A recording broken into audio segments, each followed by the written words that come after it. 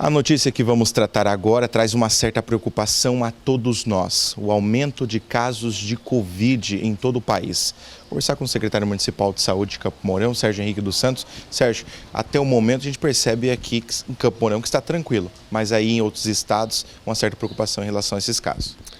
Nos preocupa, né? Porque a gente viveu não muito distante cenários caóticos em relação à Covid-19. Esse ano de 2022 mesmo a gente começou janeiro com um ano de maior número de contaminados da história da pandemia, né, do Covid-19. E a gente está terminando o ano começando essa preocupação novamente, né? Então, no Brasil já teve um aumento aí, em torno de 20% na testagem relacionada aos outros meses, agora deste ano, os meses anteriores.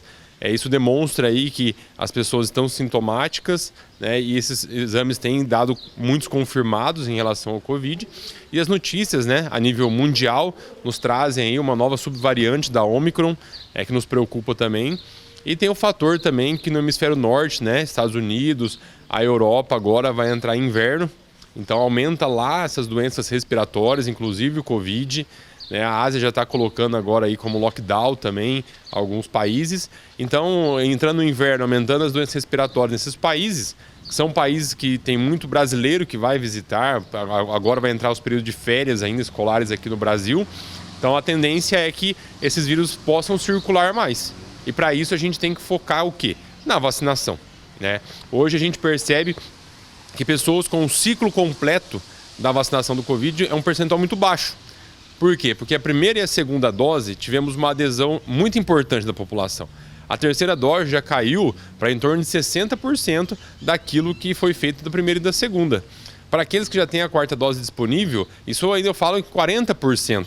Então 40% de quem recebeu a primeira e segunda dose chegaram até a quarta dose. Então isso nos preocupa, né? Porque a gente gostaria de chegar num cenário desse onde a circulação do vírus pode sim aumentar, mas com as pessoas imunizadas. Então, fica nosso alerta quanto à vacinação está aberta, as unidades de saúde estão funcionando para que quem não completou esse ciclo ainda possa procurar um serviço de saúde e receber sua vacina. Eu acredito que a gente tem que tomar as mesmas medidas de antes, questão de máscara, higienização das mãos. Qual é o alerta desse momento? A questão é assim, né? Hoje a máscara não é obrigatória, porém não é proibida, né? Então, a gente tem que focar principalmente nos sintomáticos. Percebemos hoje muitas pessoas com sintomas de gripe que não estão utilizando máscara. Isso é uma falta de respeito com o próximo, inclusive, né? Por mais que possa ser somente uma gripe, mas também não deixa de ser um vírus.